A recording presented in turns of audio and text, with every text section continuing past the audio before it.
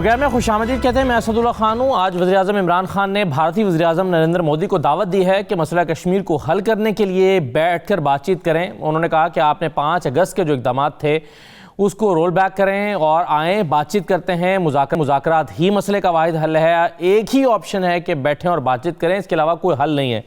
اور کشمیر کے مسئلے کو حل کرنے کے لیے پرائم منسٹر جو ہیں وہ ایک مرتبہ پھر انہوں نے ایک بڑے پن کا مظاہرہ کیا ہے اور نریندر مودی کو انوائٹ کیا ہے, مذاکرات کی دعوت دی ہے. دوسری طرف آج سیاست بھی خوب ہوتی رہی اس معاملے پر. اپوزیشن کی جانب سے جو تقریریں ہوئی ہیں وہ مسئلہ کشمیر کی یہ جو صورتحال ہے اس کا ذمہ دار موجودہ حکومت کو سمجھتے ہیں. 5 اگست کا جو نریندر مودی کا جو اقدام تھا اس کی ذمہ داری بھی عمران خان پر ڈالی گئی. مریم نواز صاحبہ کی جانب سے بھی, مولانا فضل الرحمان صاحب نے بھی ایسی کچھ تقریریں کی ہیں. تو کیا اس پر جو سیاست ہوتی رہی کیا وہ درست ہے, اور اس پر جو الزام پرائم منسٹر عمران خان پر لگایا گیا ہے کہ کشمیر کی موجودہ صورتحال کے ذمہ دار عمران خان ہے, کیا یہ درست ہے؟ کیونکہ عمران خان اور ان کی پارٹی کا تو یہ موقف ہے کہ انہوں نے مسئلہ کشمیر کو دنیا بھر میں اجاگر کیا ہے, اقوام متحدہ میں زوردار طریقے سے اس کے حل کی ضرورت پر زور دیا ہے. تو کیا درست کس کا موقف ہے, اپوزیشن کا یا حکومت کا؟ ایک تو ہم اس پر گفتگو کریں گے, اور پروگرام کے دوسرے حصے میں ہم بات کریں گے اس لانگ مارچ کی جس کا اعلان گزشتہ روز کیا گیا جو 26 مارچ کو ہونا ہے. اور یہ لانگ مارچ اب حکومت کو گھر بھیجنے کے لیے نہیں ہوگا, یہ الیکشن کے موضوع پر نہیں ہوگا, الیکشن دھاندلی کے موضوع پر نہیں ہوگا, بلکہ لانگ مارچ مہنگائی کے خلاف ہونے جا رہا ہے. اور مہنگائی کے خلاف پہلے بھی پاکستان میں کئی مرتبہ احتجاج ہوئے جس کا نتیجہ صفر نکلتا ہے. تو اس لانگ مارچ سے, جو کہ مہنگائی لانگ مارچ ہے, اس سے کیا حاصل ہونے کی توقع ہے حکومت اپوزیشن کو؟ کیا حکومت کے خلاف لانگ مارچ کامیاب ہوگا, اور اہداف کیا ہیں؟ کیا ہوگا جس کو کہا جائے گا کہ لانگ مارچ کامیاب ہے؟ تو اس پر ہم پروگرام کے دوسرے حصے میں گفتگو کریں گے. لیکن آغاز کرتے ہیں کشمیر کے حوالے سے. غلام مصطفیٰ صاحب میرے ساتھ موجود ہیں, پروگرام میں سینئر تجزیہ کار ہیں. بہت شکریہ جنرل صاحب, خوش آمدید. آصف دورانی صاحب میرے ساتھ موجود ہیں, سابق سفیر ہیں. آصف دورانی صاحب بہت شکریہ. اور ارشاد احمد عارف صاحب میرے ساتھ موجود ہیں.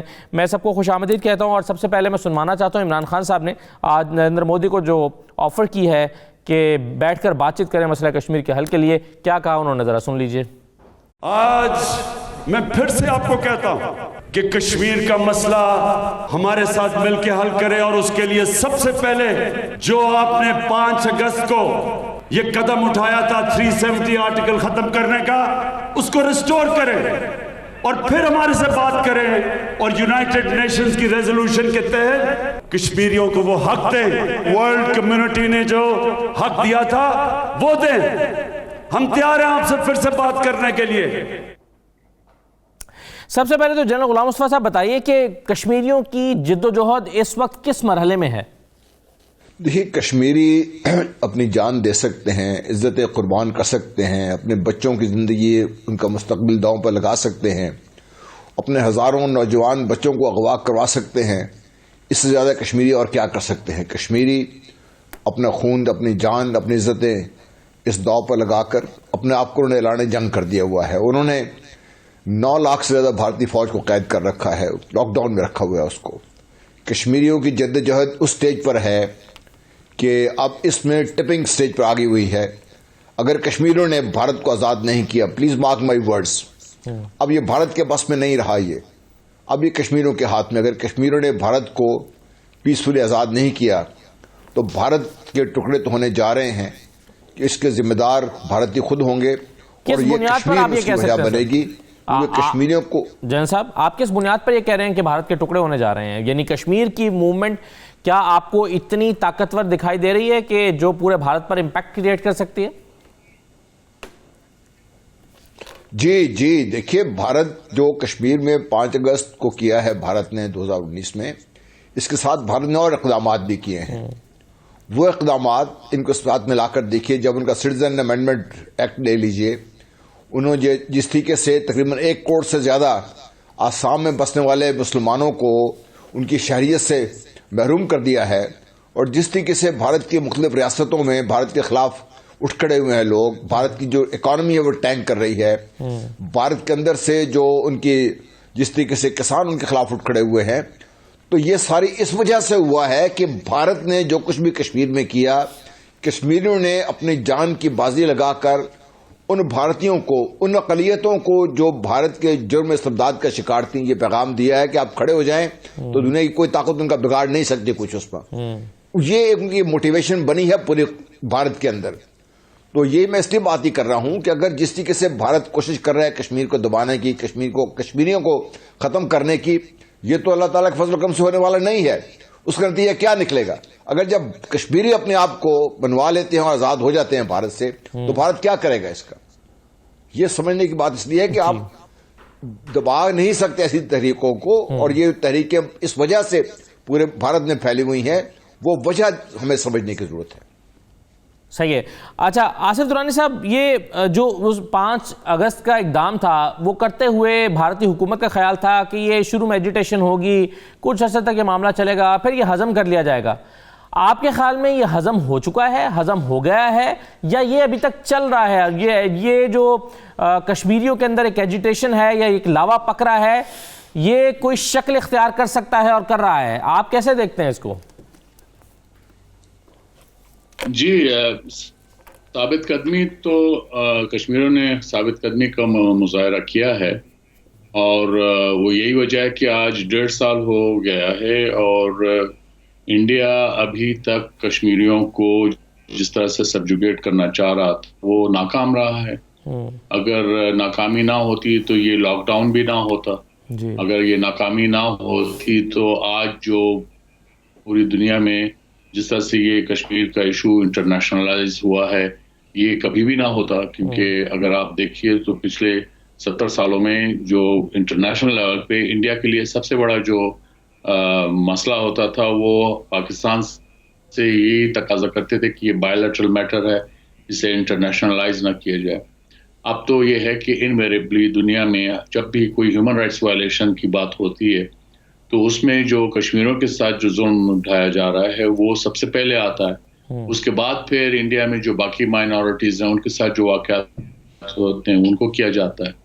اس کے بعد یہ اگر ان کی کامیابی ہوئی ہوتی تو آج دنیا اس کو کمپیئر نہ کر رہی ہوتی جو ہے فاشزم کے ساتھ اور نارسزم کے ساتھ اس کو کمپیئر نہ کر رہی ہوتی. تو لہٰذا انڈیا کے لیے اس میں ایمبیرسمنٹ ہی ہے. اگرچہ ٹھیک ہے اس وقت انہوں نے اپنی کوئی 9 لاکھ فوج کے ذریعے تقریباً 80 لاکھ کشمیریوں کو جو ہے انہوں نے ہاسٹیج بنایا ہوا ہے، لیکن اصل بات یہ ہے کہ انڈیا نے جو بھی اقدام کرنے کی کوشش کی ہے، مثلا وہ ڈیموگرافی اس کا چینج کرنا چاہتے ہیں، وہ نئے ڈومیسائل جو ہے ہندوؤں کو وہاں بسانا چاہتے ہیں، اور اس میں ان کا مطمع نظر یہی ہے کہ وہ الٹیمیٹلی کشمیر کا ڈیموگرافی چینج کر کے پھر ہو سکتا ہے کہ وہ UN میں جائیں کہ آئیے ہم پلبسٹ کے لیے تیار ہے. تو یہ ایک البتہ نازک ایشو ہے جس کی طرف توجہ دینے کی ضرورت ہے اور جس کو مزید ہائی لائٹ کرنے کی ضرورت ہے کہ اس طرح سے اگر وہ ان کو ریڈ انڈین بنا دیں گے تو یہ امریکہ میں جیسے ریڈ انڈینز کا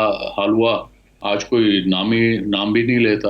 اب انہوں نے ریڈ انڈینز کی تھوڑے ریزروز بنا دیے ہیں کہ جہاں پہ وہ جو ہے وہ نشہ کر سکیں، یہاں پہ جوا کھیل سکیں. تو اس قسم کی کیفیت انڈیا پرہیپس یہ کوشش کرے گا، اور اس میں ان کو they won't have any qualms doing that. تو یہ ہمارے لیے بھی اس میں کوئی it's not a source of satisfaction, ہمارے لیے کوئی اطمینان کی بات نہیں ہے. یہ ہمیں ایک جہد مسلسل ہے جس کی طرف جانا ہوگا، اور یہ جو ثابت قدمی کا جو مظاہرہ ہے وہی الٹیمیٹلی کامیاب ہوتا ہے، اور انڈیا کو اس میں there is nothing for India to celebrate. جی صحیح ہے، بالکل صحیح ہے.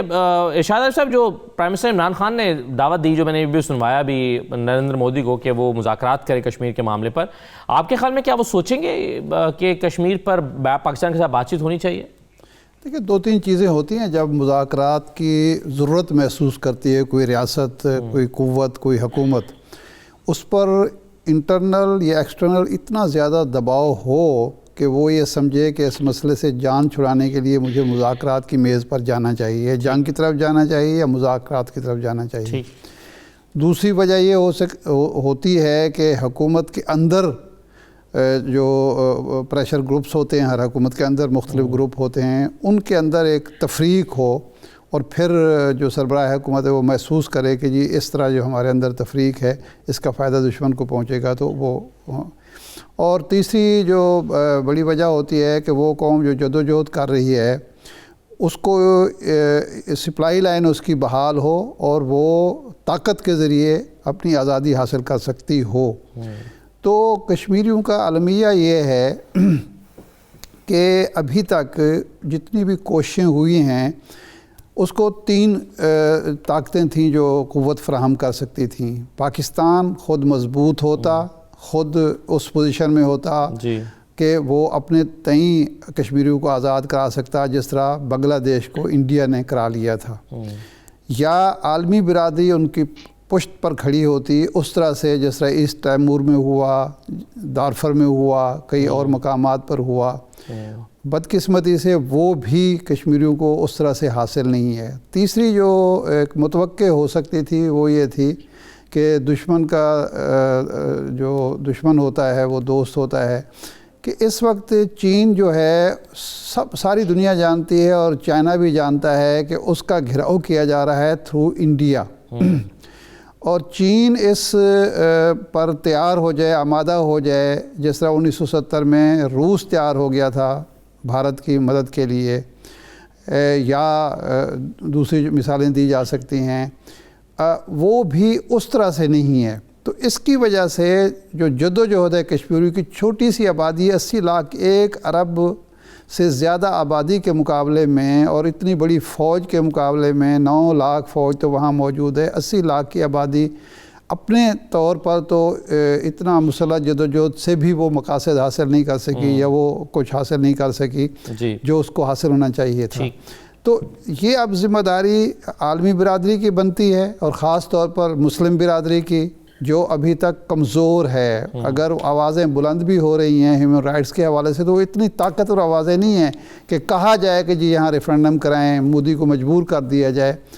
پاکستان بھی اس پوزیشن میں نہیں ہے، وہ بھی اقوام متحدہ سے کہہ سکتا ہے، عالمی برادری سے کہہ سکتا ہے، اور چین بھی اس حد تک جانے کے لیے تیار نہیں ہے کہ جی یہ ہو جانا چاہیے. لیکن اس کے باوجود یہ حقیقت ہے کہ آج سے 2 سال پہلے تک کشمیری عوام کٹہرے میں کھڑے تھے، ان پر دہشت گردی کے الزام لگ رہے تھے، پاکستان پر الزام لگ رہے تھے کہ یہ ان کی دہشت گردوں کی مدد کر رہا ہے. آج جو ہے وہ کشمیریوں کی جدوجہد کی وجہ سے، استقامت کی وجہ سے، ثابت قدمی کی وجہ سے، جدوجہد کی وجہ سے آج مودی اور انڈیا کٹہرے میں کھڑا ہوا ہے. اب ہماری ذمہ داری کیا بنتی ہے کہ ہم پہلے دن سے یہ کہہ تو رہے ہیں کہ ہم ان کے سفیر ہیں اور ان کے وکیل ہیں، لیکن ہمارے ہاں جو ترجیحات قومی اتحاد اور یکجہتی کے ساتھ جو ترجیح اول مسئلہ کشمیر ہونا چاہیے تھا، بدقسمتی سے وہ نہیں ہے. ہماری تمام کوششوں کا، تمام صفاتی جدوجہد کا مرکز کشمیر نہیں ہے.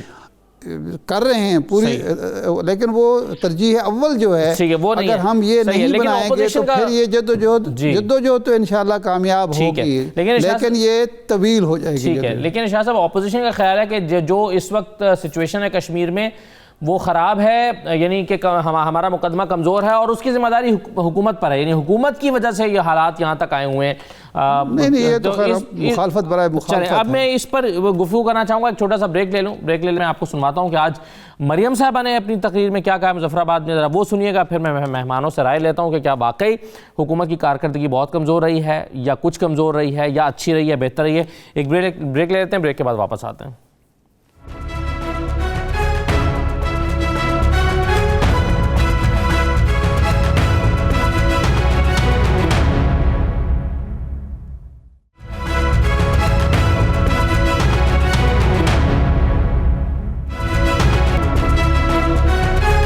دوبارہ آپ کو خوش آمدید کہتے ہیں. جنرل غلام مصطفیٰ صاحب، آپ سمجھتے ہیں کہ سکوت کشمیر عمران خان یہ جڑے ہوئے ہیں یا عمران خان ذمہ دار ہیں جو کچھ ہوا ہے کشمیر میں، یا 5 اگست کا جو اقدام ہے وہ عمران خان کی نااہلی کی وجہ سے یا حکومت کی نااہلی کی وجہ سے ہوا ہے؟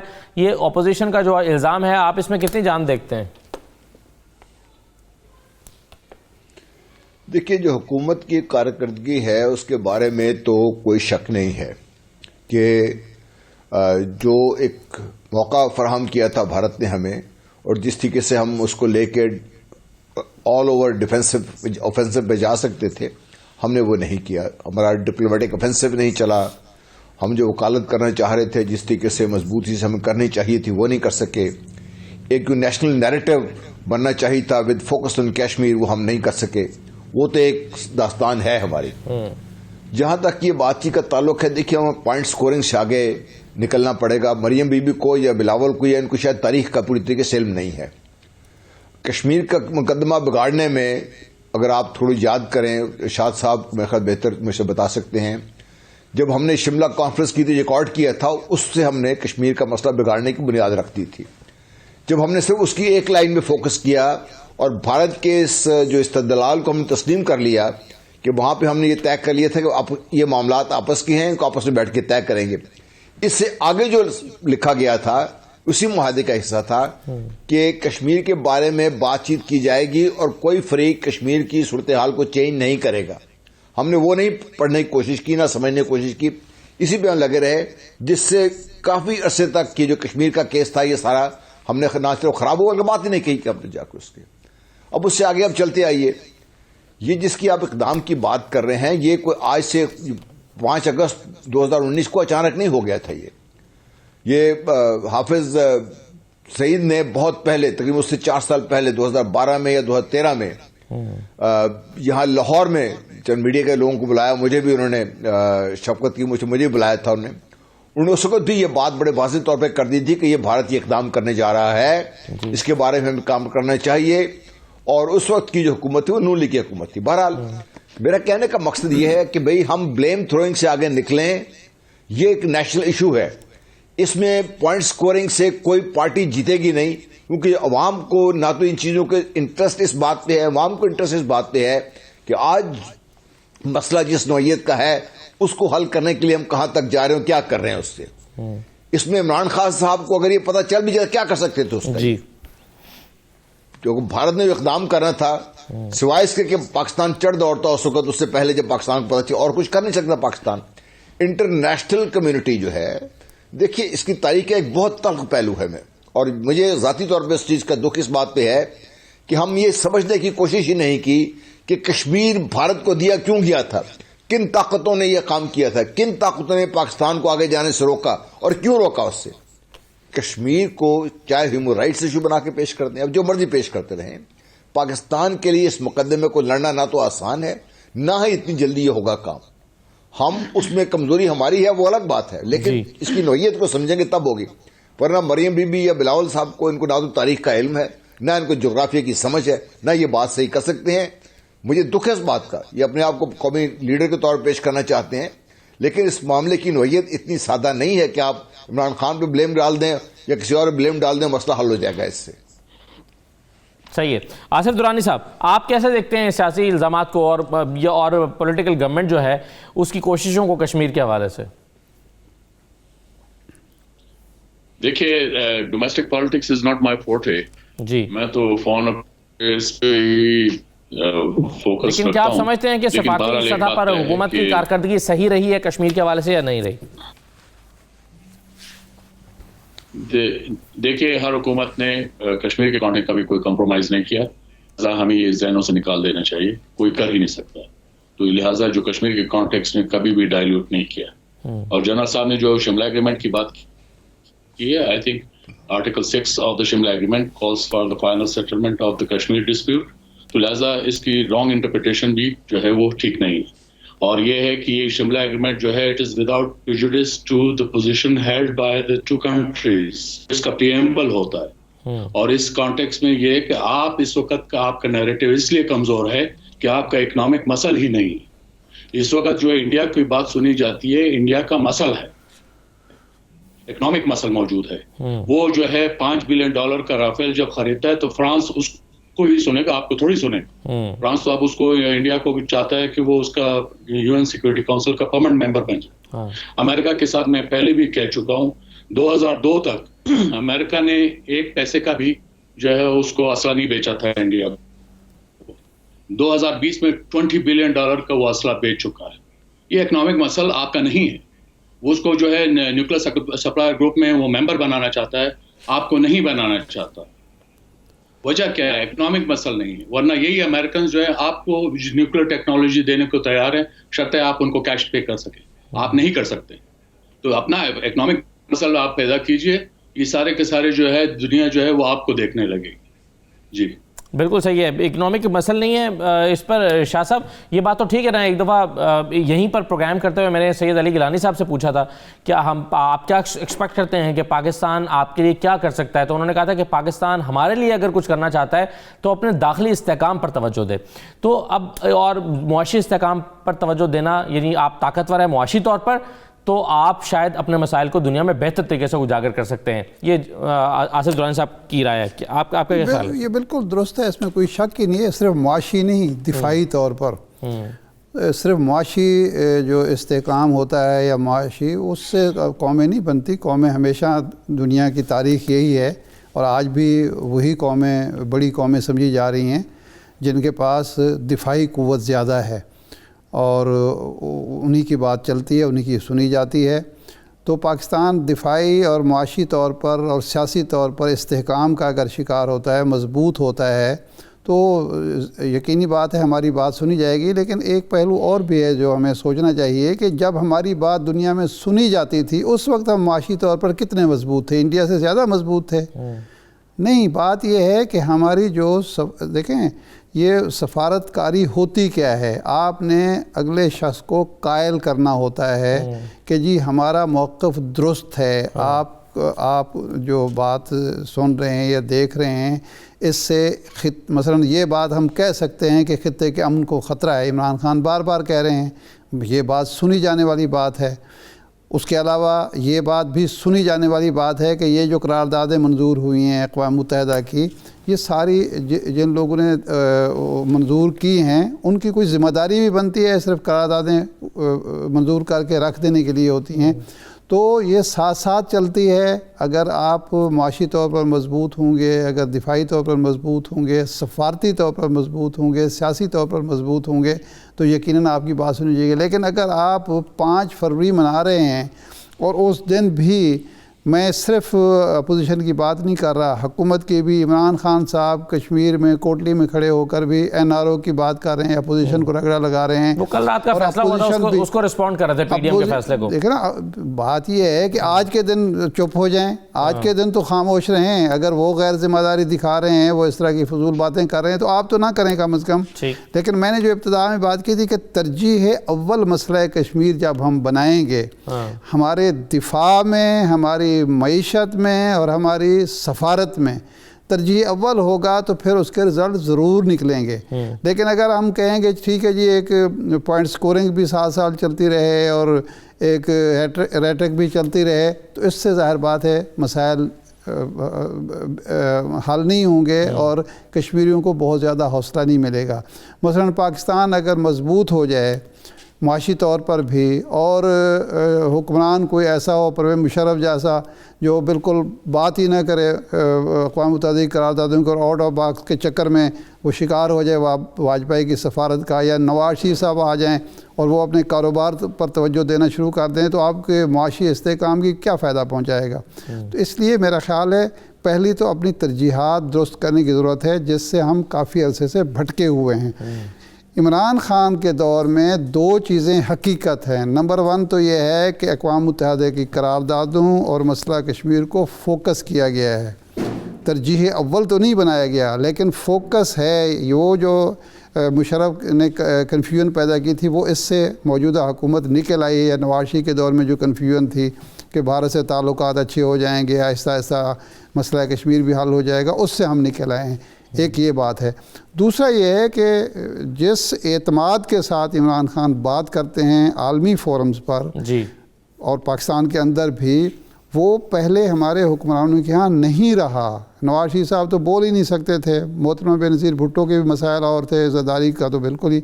تو اس لیے یہ بات حقیقت ہے کہ اگر اس وقت انڈیا کھڑا ہوا ہے، اور 5 اگست کے اقدام کے حوالے سے میں بات کروں، 5 اگست کا اقدام اگر آپ انڈین پریس کو دیکھیں، انڈین جو لکھنے والے ہیں ان کو پڑھیں تو وہ یہ کہتے ہیں کہ یہ جو افغانستان کی سیٹلمنٹ ہو رہی تھی اس کی بنیاد پر یہ خطرہ پیدا ہوا ہے مودی سرکار کو کہ آگے جا کے پاکستان جو ہے مسئلہ کشمیر کو اٹھائے گا اور ہمارے لیے مسائل بڑھ جائیں گے.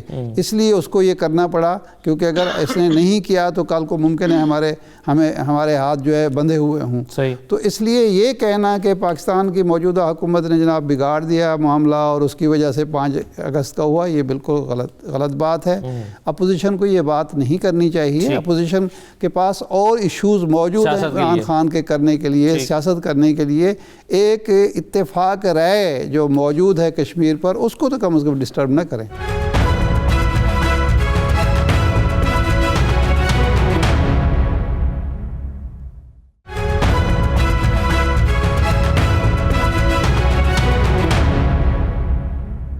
ایک سوال آصف درانی صاحب میں نے ابھی جنرل صاحب سے پوچھا تھا, سب سے پہلا سوال کہ کشمیریوں کی جدوجہد اس وقت کس مرحلے میں ہے, آپ کیسے دیکھتے ہیں, کہاں پر پہنچی ہوئی ہے؟ کیونکہ جنرل صاحب تو اس کے جواب میں یہ کہہ رہے تھے کہ اگر آج کشمیر کا مسئلہ حل نہیں کرتا بھارت تو اس کے اپنے ٹکڑے ہو جائیں گے. تو آپ کشمیریوں کی جدوجہد کو کہاں دیکھتے ہیں؟ دیکھیے یہ ایک مسلسل جدوجہد ہے اور جو کشمیری کر رہے ہیں, ورنہ ان کے لیے بڑا آسان تھا, اپنی زندگی بھی آسان کر لیتے, وہ انڈیا کو جوائن کر لیتے. تو انہوں نے اگر جوائن نہیں کیا اور اب تقریباً 80,000 کشمیری اپنی جانوں کا نذرانہ پیش کر چکے ہیں. اس وقت کوئی 15,000 سے زیادہ جو ہے ہاف ویڈوز ہیں جن کے ہسبینڈز کا پتہ ہی نہیں ہے کہ وہ زندہ ہیں یا مر گئے ہیں. 13,000 سے زیادہ جو ہے وہ 13 سال سے 16 سال تک کے بچے وہ انڈیا کی جیلوں میں ہیں جن کو جو ہے آکوپائڈ کشمیر سے باہر لے جایا گیا ہے.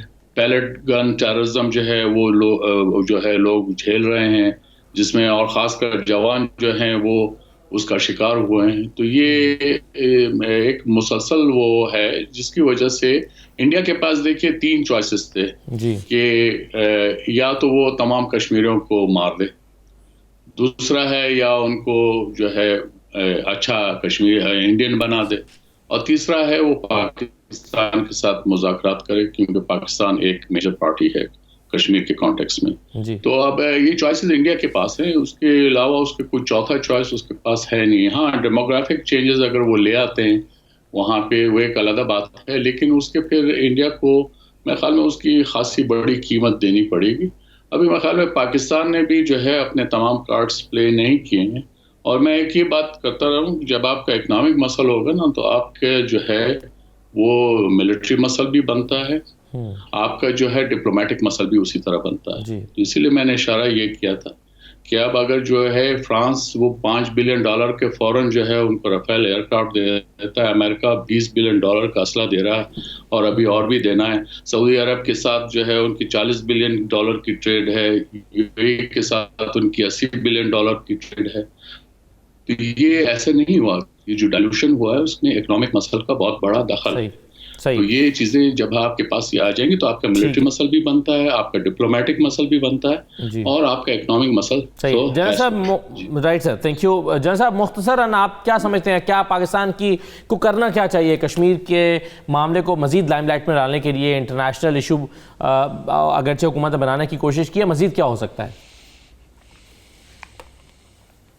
دیکھیے ایک تو یہ جو ہم بات کریں نا اکانومی, obviously کسی بھی قوم کی جو طاقت ہے اکانومی بڑے اس کا ایک بہت بڑا حصہ ہے, اور اکنامک پاور پاکستان اگر بن جائے پھر تو معاملات اور ڈفرینٹ طریقے سے حل ہو سکتے ہیں. لیکن ایشو یہ ہے کہ اس کو کشمیر کا جو اوور آل جس کی جو امریکہ کی نظر میں, برطانیہ کی نظر میں, فرانس کی نظر میں اس کو اور طریقے سے دیکھ رہے ہیں. بہرحال وہ تو اب پاکستان کے لیے دیکھیے ہم بات چیت کے ہم آفر کر رہے ہیں, جب تک آپ کا اندرونی طور پہ استحکام مستحکم پاکستان ایک پلیٹ فارم سے فوکس کے ساتھ صرف ایک آواز نہیں اٹھے گی کہ کشمیر بنے گا پاکستان, اور اس کے لیے پاکستان اپنے مفادات کے نگہداشت کے لیے اس حد تک جائے گا جہاں تک ضروری ہے.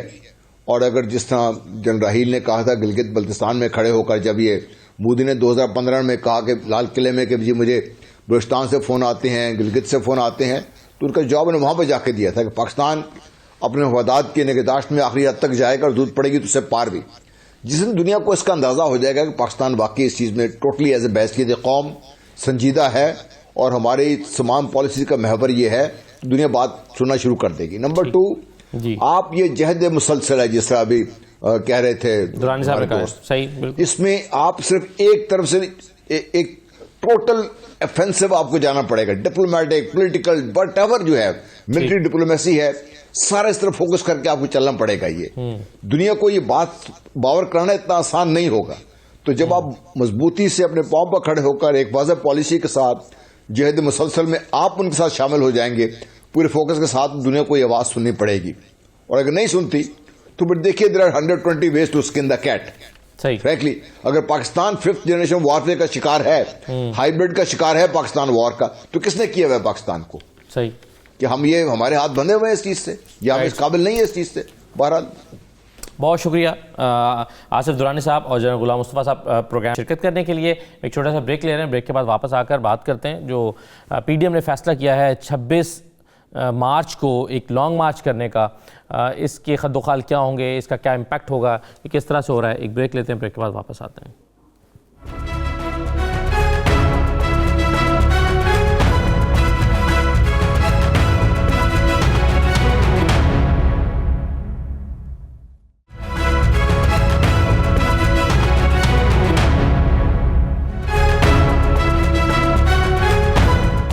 دوبارہ آپ کو خوش آمدید کہتے ہیں.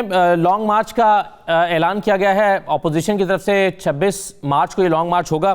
میرے ساتھ فواد چودھری صاحب اس وقت موجود ہیں. فواد صاحب بہت شکریہ. سر, جب اپوزیشن یہ کہتی تھی کہ ہم مارچ کریں گے یا احتجاج کریں گے انتخابات میں ہونے والی دھاندلی کو بنیاد بنا کر, تو ظاہر حکومت کہتی تھی کہ انتخابات میں دھاندلی ہوئی نہیں ہے, ان کے پاس ثبوت نہیں ہے, انہوں نے اپلیکیشنز نہیں دی ہیں, تو موضوع ہی نہیں ہے. لیکن اب انہوں نے اپنا موضوع چینج کر لیا اور وہ کہہ رہے ہیں مہنگائی پہ وہ مارچ کریں گے. اب آپ کو لگتا ہے یہ تو بہرحال ایک موضوع ہے, مہنگائی پر احتجاج کرنا تو جسٹیفائڈ ہے شاید, آپ کیسے دیکھتے ہیں آپ اس احتجاج کو؟ دیکھیے, مہنگائی پہ بھی احتجاج کرنا, تو ان کا احتجاج کرنا تو ایسے ہی ہے نا جس شور مچائش ہو. یہ مہنگائی کس کی وجہ سے ہے؟ ایک تو جو صاحبان آج آپ کے سامنے ناشتے گاتے پھر رہے ہیں اور آپ کہہ رہے ہیں کہ ہم اسلام آباد میں آنا چاہتے ہیں, یہ ساری مہنگائی کا جو ایپک اس وقت جو ہوا ہے وہ سارا ان کی وجہ سے ہوا ہے. اگر آج بجلی مہنگی ہے تو کیوں مہنگی ہے؟ اس لیے مہنگی ہے کہ یہ جس قسم کے معاہدے کر گئے ہیں اس میں آپ کو بجلی جو ہے وہ تقریباً ڈبل قیمت کے اوپر ہم بنا رہے ہیں جتنے میں ہم بیچ رہے ہیں. اسی طریقے سے یہ جو گیس مہنگی ہے, جب خاقان عباسی صاحب پیٹرولیم کے منسٹر بنے تھے اس وقت 1 روپے کا بھی ڈیٹ نہیں تھا گیس کے اوپر. جب یہ چھوڑ کے گئے ہیں تو 157 ارب روپے کا ڈیٹ چھوڑ گئے. تو سوال یہ ہے کہ جو وہ کہتے ہیں نا ہوئے بیمار جس کی سبب اسی آثار کے لونڈے سے دوا لیتے ہیں, ان کو کیا حق پہنچتا ہے مہنگائی کے اوپر؟ صحیح ہے. تو سر کیا اس بات کا امکان ہے فواد چودھری صاحب کہ اپوزیشن کو انگیج کر لیا جائے, مذاکرات کر لیا جائے, ان سے بات چیت کی جائے, ان سے کہیں آئیں بیٹھیں, کیونکہ بہرحال وہ پولیٹیکل وہ الیکشن میں بھی حصہ لے رہے ہیں, وہ استعفے بھی نہیں دے رہے, پارلیمنٹ میں بھی موجود ہیں. دیکھیے 100% انگیج کرنا چاہیے, 100% ان کو ساتھ بٹھانے کی بھی بات ہونی چاہیے. بٹ مسئلہ کہاں آتا ہے؟ مسئلہ یہ آتا ہے کہ اپوزیشن کہتی ہے کہ ہمارے جو لیڈرز کے اوپر کیسز ہیں ان کے اوپر ریلیکسیشن دیں. اب جب آپ ان کے اوپر ریلیکسیشن کیسے دیں جب پی ٹی آئی کی جو ایمرجنس ہے, جو رائز ہے عمران خان کا, وہی اکاؤنٹیبلٹی کے نیریٹو پہ ہوا ہے. اور وہ کہتے ہیں, اب ہم کہتے ہیں کہ ہمیں آپ کو جیلوں میں رکھنے کا شوق نہیں ہے, آپ پیسے واپس کر دیں. پرابلم یہ ہے کہ نہ وہ پیسے واپس کرنا چاہتے ہیں نہ وہ جیل میں جانا چاہتے ہیں. تو یہ کیسز کے اوپر اگر وہ نہیں کریں تو اس کے علاوہ تو کوئی پرابلم ہی نہیں ہے بیٹھنے میں. فواد صاحب, لانگ مارچ ہونے دے گی حکومت یا روکنے کی کوشش کرے گی؟ نہیں جی, 100% ہونے دے گی, کوئی پرابلم ہی نہیں ہے. انہوں نے دیکھا لاہور میں جلسے کیے, گجرانوالہ میں جلسہ کیا, اس کے بعد جس طریقے سے انہوں نے باقی تمام جگہوں پہ, ملتان میں, ہر ایک جگہوں کے اوپر جو انہوں نے جلسے کیے ہیں, ان میں لوگوں کا رشتہ تھا ہی نہیں. اگر اب یہ ہے کہ کراؤڈ بھی حکومت نے دینا ہے تو وہ اب اس کی آفیشیل ڈیمانڈ کر دیں. باقی اب دیکھیں ہم اس سے زیادہ کیا کر سکتے ہیں. نہیں فواد صاحب, وہ تو شہروں میں ہونے والے جلسے تھے, لیکن یہ تو پاکستان بھر سے قافلے لے کر آنے کا دعویٰ کر رہے ہیں وہ, کہ پاکستان بھر سے لوگ آئیں گے. اتنے لوگوں کو مینج کرے گی حکومت اسلام آباد میں؟ پھر فضل الرحمان صاحب پہلے بھی جو ہے اپنے مدرسے کے بچوں کو لے کے آئے تھے اور ہفتہ ٹھہرے تھے یہاں پہ. وہ آئے ٹھہریں گے, پھر جو ہے وہ چلے جائیں گے. اور یہاں پہ بھی یہی ہے کہ اپنا یہ باقی لوگ بھی جو ہیں وہ بھی آ جائیں گے. دھرنا آسان نہیں ہے, یہ صرف عمران خان ہی تھا جس نے 126 دن دھرنا دے دیا. ان کو تو نانی یاد آ جائے گی, یہ دھرنا تو ہماری پارٹی نہیں. صحیح ہے. چودھری صاحب, ارشاد عارف بول رہا ہوں. یہ فرمائیں کہ اس عرصے میں جو ہمیں نظر آیا، آپ نے بھی دیکھا کہ پی ڈی ایم کے اندر ایک دراڑ آئی کہ میاں نواز شریف صاحب، مریم صاحبہ اور مولانا فضل الرحمان تو سسٹم سے نکلنا چاہتے تھے، استعفوں کی بات بھی کر رہے تھے، دھرنے کی بات بھی کر رہے تھے۔ پیپلز پارٹی نے کہا کہ سسٹم میں رہتے ہوئے ہم وہ کریں گے۔ کیا حکومت کی یہ کوششوں سے ہوا ہے یا حکومت یہ کوشش کرے گی کہ جو پارٹی سسٹم میں رہنا چاہتی ہے اور صرف آئینی آپشنز استعمال کرنا چاہتی ہے اس کو انگیج کرے، کیونکہ یا انگیج کر چکی ہے، کیونکہ اس کا تو مطالبہ ابھی سامنے یہ نہیں آیا کہ جی ہم کرپشن پر ہی بات کریں گے، اس کے علاوہ کوئی بات نہیں ہوگی، یعنی نیب کو توڑیں یا نیب کو ختم کریں پھر ہی بات ہوگی۔ انہوں نے آج خود اس سے فاصلہ پیدا کیا ہے، تو اب آپ انگیج کرنے کی جو پالیسی ہے وہ اس طرف تو ہونی چاہیے۔ شاہ صاحب، انگیجمنٹ کی کوشش تو رہتی ہے۔ انگیجمنٹ کئی دفعہ جو ہے وہ پبلک انگیجمنٹ ہوتی ہے، کئی دفعہ بیک ڈور انگیجمنٹ ہوتی ہے، اور بیک ڈور انگیجمنٹ تو جو ہے وہ رہتی ہی ہے، اور یہ زیرو یہ تو نہیں ہوتا کہ کبھی بھی رابطے مکمل ختم ہو جائے۔ وہ تو اپوزیشن کے ساتھ رابطے رہتے ہیں اور ان کے حکومت سے رہتے ہیں، حکومت سے رہتے ہیں، چاہے وہ ایک صورت میں ہو یا دوسری صورت میں ہو۔ لیکن اصل میں اس کو جو کہتے ہیں نا کہ جو اس کا جو عملی ایک جو فائدہ آنا چاہیے وہ اس لیے نہیں آ رہا کہ حکومت یہ کہہ رہی ہے کہ آپ اکاؤنٹیبلٹی کے اوپر جو ہے وہ کمپرومائز حکومت سائڈ نہیں کر سکتی، اور وہاں سے لنڈن اور کراچی میں جو صاحبان بیٹھے ہیں، کیونکہ دیکھیں نا بلاول اور مریم کا تو کوئی کنٹرول نہیں اپنی پارٹی میں۔ آپ دیکھیں مریم بی بی نے تو جلسے میں کہا عباسی صاحب کو اور اپنے دیور کو جو صفدر صاحب کے بھائی ہیں ان کو کہا کہ آپ استعفے اسپیکر کے منہ پہ مار کے آ جائیں۔ وہ اسپیکر کے پاس گئے اور پانی پڑ گئے کہ جناب ہم نے تو استعفے نہیں کیے۔ تو لہٰذا ان کا اپنی پارٹی پہ تو کوئی کنٹرول نہیں ہے نا، کنٹرول نواز شریف کا اور زرداری صاحب کا ہے، اور وہ جو ہے ظاہر ہے اپنے کیسز میں انٹرسٹڈ ہیں، ان کو اس سے زیادہ تو کوئی انٹرسٹ نہیں۔ تو یہ ایک پریکٹیکل پرابلم ہے جو اس وقت پیش کر۔ اچھا چودھری صاحب، یہ جو مہنگائی کا ایشو بنا رہے ہیں، یہ تو فیکٹ ہے کہ مہنگائی ہے، اس کی وجوہات کچھ بھی ہوں، وہ سابقہ حکومتوں کا کیا دھرا ہو، تو آپ کی حکومت مہنگائی کو کم کرنے کے لیے، عام آدمی کو مطمئن کرنے کے لیے کچھ ایسے اقدامات نظر آنے والے کیوں نہیں کرتی جس کی وجہ سے یہ ایشو بھی وہ نہ بنا سکیں؟ اور اس میں جو بات کر رہا ہوں وہ یہ ہے کہ جو آپ کے صوبوں کی ایڈمنسٹریشن کی کمزوری ہے، جس کی وجہ سے مافیاز جو ہیں جس وقت چاہیں آٹا مہنگا کر دیں، جس وقت گھی مہنگا کر دیں، جس وقت کوئی اور چیز مہنگی کر دیں، اس پہ بھی کوئی توجہ ہے گورنمنٹ کی؟ یہ بات آپ کی بالکل ٹھیک ہے، صوبوں کا پرابلم ہے اور صوبوں کو اپنی گورننس بہتر کرنی چاہیے۔ وفاقی حکومت تو دیکھیں یہی کر سکتی ہے نا، ہم نے آٹے کی قیمت اوپر جا رہی تھی تو گندم منگوا لی، اس سے گندم ایکسیس ہو گئی۔ پہلے جو سندھ گورنمنٹ ہے اس نے یہ کیا کہ انہوں نے وہ گندم خریدی نہیں، پھر کہا ریلیز کرے، انہوں نے ریلیز نہیں کی، جس کی وجہ سے کراچی میں جو سندھ میں جو آٹا ہے اور جو چینی ہے وہ مہنگی ہے باقی پاکستان سے۔ اور باقی جو ہے بالکل آپ نے صحیح کہا ہے کہ جو روزانہ کی جو ہماری کھانے پینے کی چیزیں ہیں اس پہ کنٹرول صوبائی حکومتوں نے کرنا ہے، اور ان کو یقیناً اس پہ زیادہ مؤثر اقدامات کی ضرورت ہے۔ صحیح ہے۔ اچھا ارشاد عارف صاحب، اب میرا آپ سے ایک سوال ہے کہ آپ یہ 26 مارچ والا لانگ مارچ، اس کا امپیکٹ کیا دیکھتے ہیں پولیٹیکلی؟ دیکھیں، پہلی بات تو یہ ہے کہ یہ لانگ مارچ نہیں ہے، شارٹ مارچ ہے۔ ہمارے جو سیاستدان ہیں وہ یا پڑھتے نہیں ہیں یا سمجھتے نہیں ہیں، یا وہ جان بوجھ کر اگنور کرتے ہیں کہ لانگ مارچ کی جو اصطلاح جہاں سے آئی ہے، ماؤ کا جو لانگ مارچ تھا، وہ لانگ مارچ کوئی ایسا نہیں تھا کہ یہاں سے ایک دن چلے اور دوسرے دن پہنچ گئے اور اس کے بعد کھایا پیا اور تقریریں کی اور جلسہ کی اور فارغ ہو کے آگے۔ وہ 1 سال سے بھی زیادہ عرصہ چلا تھا، اور ہزاروں لوگ جو تھے وہ اس میں راستے میں بیچارے جان کی بازی ہار گئے، کچھ تھک گئے۔ لاکھوں کا لانگ مارچ شروع ہوا تھا اور تقریباً 4 یا 5 ہزار پہنچ سکے تھے منزل تک، یعنی باقی اتنا لمبا لانگ مارچ تھا، 3000 کلومیٹر 3500 کلومیٹر کا وہ لانگ مارچ تھا۔ تو یہ لانگ مارچ تو نہیں ہوگا، یہ تو شارٹ مارچ ہی ہوگا۔ پہلی بات یہ ہے۔ دوسرا یہ ہے کہ جب آپ نے اپنا موضوع ہی بدل دیا، آپ کا ایشو ہی تبدیل ہو گیا، اس کا مطلب یہ ہے کہ پہلے تو آپ نے کہے بغیر یہ مان لیا تھا کہ دھاندلی کا ایشو نہیں ہے، کیونکہ آپ اسی اسمبلی میں جا رہے ہیں جس کو دھاندلی زدہ کہتے ہیں، اسی سینٹ میں جا رہے ہیں جس کو دھاندلی زدہ کہتے ہیں۔